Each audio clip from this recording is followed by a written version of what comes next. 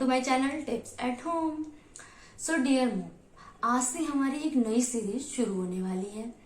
इस सीरीज में हमारी जर्नी प्रेगनेंसी के फर्स्ट मंथ से लेकर 9 मंथ तक रहेगी।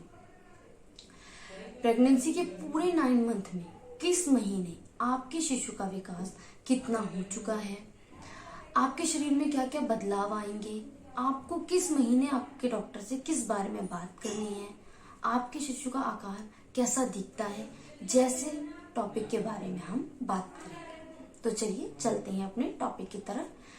प्रेगनेंसी के पहले महीने में शिशु का होने वाला विकास।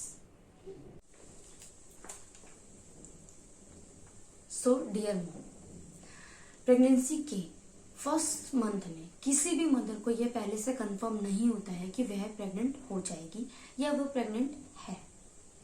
जब 1 महीना ओवर हो जाता है, उसके 4-5 दिन के बाद ही कोई भी मदर अपना प्रेगनेंसी टेस्ट करती है, तभी उन्हें कंफर्म हो पाता है कि वह प्रेग्नेंट है। बट जो 1 महीना बीत चुका होता है, उसमें आपके शिशु की उत्पत्ति हो चुकी होती है, आपका शिशु बन चुका होता है और काफी हद तक उसका विकास होना शुरू हो जाता है।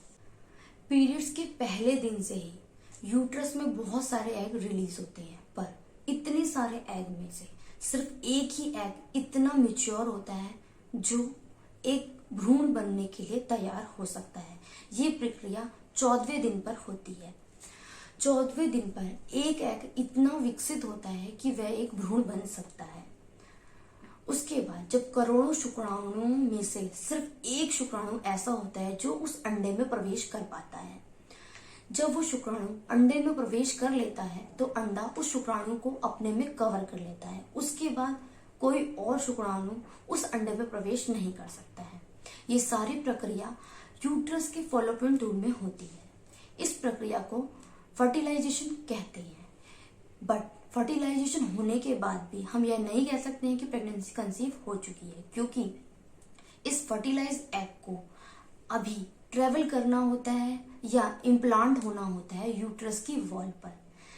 फर्टिलाइजेशन होने के बाद ये एग यूट्रस में आकर इम्प्लांट होता है, यानी कि यूट्रस में आकर यूट्रस से चिपक जाता है और यूट्रस में एक एंड्रोमेट्रियम नाम की लेयर होती है जो इस फर्टिलाइज एग को कवर कर लेती है। ये एंड्रोमेट्रियम लेयर आगे चलकर प्लेसेंटा का रूप ले लेती है। इस प्लेसेंटा से ही बेबी को सारे न्यूट्रिशंस, खाना, ब्लड फ्लो मिलता है। इसके बाद एंड्रोमेट्रियम लेयर के ऊपर एक पानी जैसी परत बनने लगती है। ये आगे जाकर बेबी का एमनियोटिक फ्लूइड बनती है। तब फर्टिलाइजेशन की प्रक्रिया पूरी होती है। पर अभी भी हम ये नहीं कह सकते हैं कि प्रेगनेंसी कंसीव हो चुकी है, क्योंकि अगर पीरियड्स ओवर होने के बाद जब ये फर्टिलाइज एग अच्छे से यूट्रस से चिपक नहीं पाता है तो पीरियड्स के रूप में ये निकल जाता है और ब्लीडिंग हो जाती है। बट अगर ये यूट्रस से अच्छे से चिपक जाता है, अच्छे से इम्प्लांट हो जाता है और पीरियड्स या ब्लीडिंग नहीं होती है, तब हम कह सकते हैं कि प्रेगनेंसी कंसीव हो चुकी है। इसके बाद फीमेल में 23 क्रोमोजोन होते हैं और मेल्स में 23 क्रोमोजोन होते हैं। फीमेल के एक्स क्रोमोजोन जब मेल के एक्स क्रोमोजोन से मिलता है तो एक बेटी बनती है, और अगर फीमेल के एक्स क्रोमोजोन मेल के वाई क्रोमोजोन से मिलता है तो एक बेटा बनता है। तो ये पहले महीने में ही डिसाइड हो जाता है कि आपकी प्रेगनेंसी में बेबी बॉय है या बेबी गर्ल है। प्रेगनेंसी की पूरी जर्नी पीरियड्स के पहले दिन से लेकर 250 से लेकर 300 दिन तक रह सकती है, यानी कि पूरी जर्नी 250 से 300 दिन तक होती है। इसके अलावा बहुत सी मदर्स को प्रेगनेंसी के सिम्टम पहले दिन से ही शुरू हो जाते हैं, जैसे चक्कर आना, घबराहट, बेचैनी जैसी चीजें होने शुरू हो जाती हैं, चाहे उनका पीरियड्स अभी ओवर ना भी हुआ हो तो भी। बट ऐसा बहुत कम लोगों में होता है।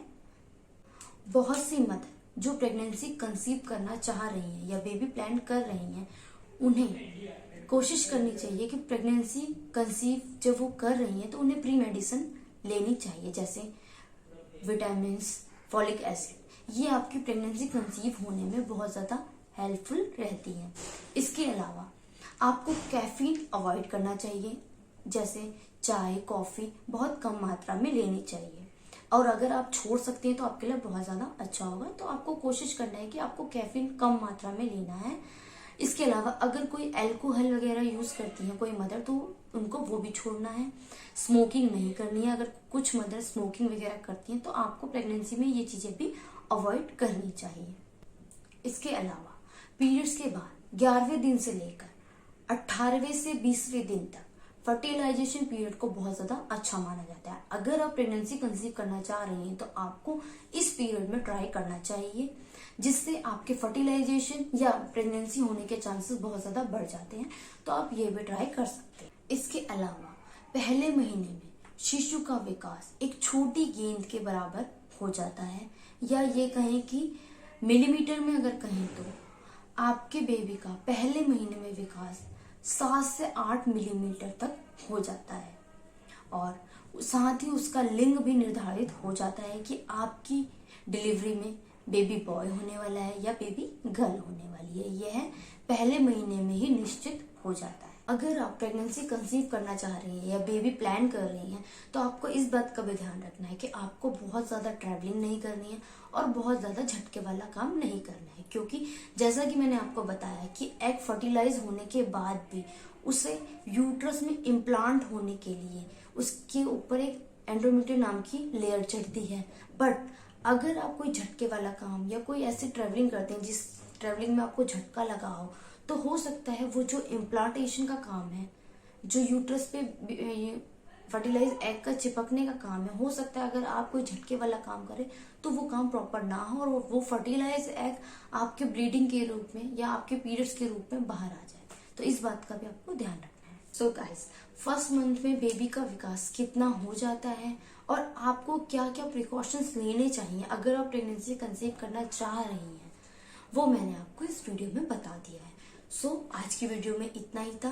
तो इस सीरीज में जुड़े रहने के लिए आगे आपके शिशु का विकास किस तरह से होगा, आपके शरीर में क्या क्या बदलाव आएंगे, ये सब जानने के लिए मेरे चैनल को सब्सक्राइब करना बिल्कुल नहीं भूलना, क्योंकि तभी आपको मेरे न्यू वीडियो की नोटिफिकेशन मिलती रहेगी। सो गाइज, आज की वीडियो में इतना ही था। आज के लिए बाय बाय।